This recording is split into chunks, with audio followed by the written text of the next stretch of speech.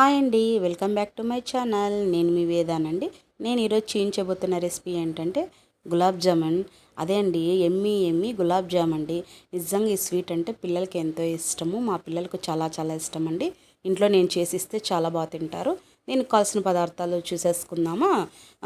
Half kilo sugar తీసుకుంటున్నాను, 3 ఇలాచి తీసుకుంటున్నానండి, ఒక ఎంటీఆర్ ప్యాకెట్, ఒక ప్యాకెట్ 10 రూపీస్ది పాల ప్యాకెట్ తీసుకుంటున్నానండి.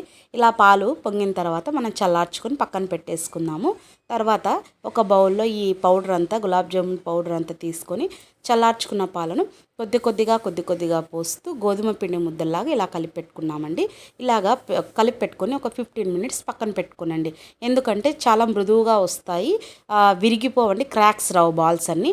ఇలాగా నేను అన్ని ఇలా బాల్స్ అన్నీ తయారు చేసి పెట్టుకున్నానండి ఈ పౌడర్తో.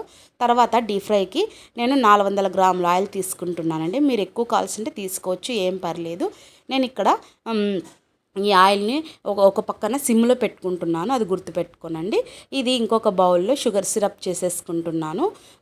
1/2 కేజీ తీసుకున్నాను కదా, 1.5 పెద్ద గ్లాస్ నిండా వాటర్ వేసి ఇలాచి వేసి అది పక్కన పెట్టుకొని సిమ్లో పెట్టుకోనండి. అది కానీ ఇది సిమ్లో పెట్టుకొని డీప్ ఫ్రై చేయాలండి ఈ గులాబ్ జామున్ని. ఎందుకంటావా, లోపల వరకు ఉడికిపోదండి, వేగదు, పచ్చి పచ్చిగా ఉంటుంది, మరి తినలేరు.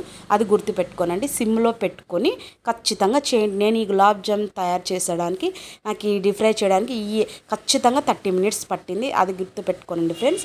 తర్వాత అన్నీ వేయించిన తర్వాత షుగర్ సిరప్లోకి వేయండి. 15 మినిట్స్ తర్వాత సర్వింగ్ చేసుకోండి. అంతే, ఎమ్మి గులాబ్ జామ్ రెడీ అండి. నిజంగా చిన్నపిల్లలు చాలా ఇష్టపడతారు. మనం ఏదో స్వీట్ షాప్లోకి వెళ్ళి తీసుకునే దానికన్నా హైజీనిక్గా ఉంటుంది, ఇంట్లోనే చేసి పెట్టండి. నచ్చిందా? ట్రై చేస్తారా? నా వీడియోలు మీకు నచ్చినట్లయితే లైక్ చేసి షేర్ చేసి సబ్స్క్రైబ్ చేయండి ఫ్రెండ్స్.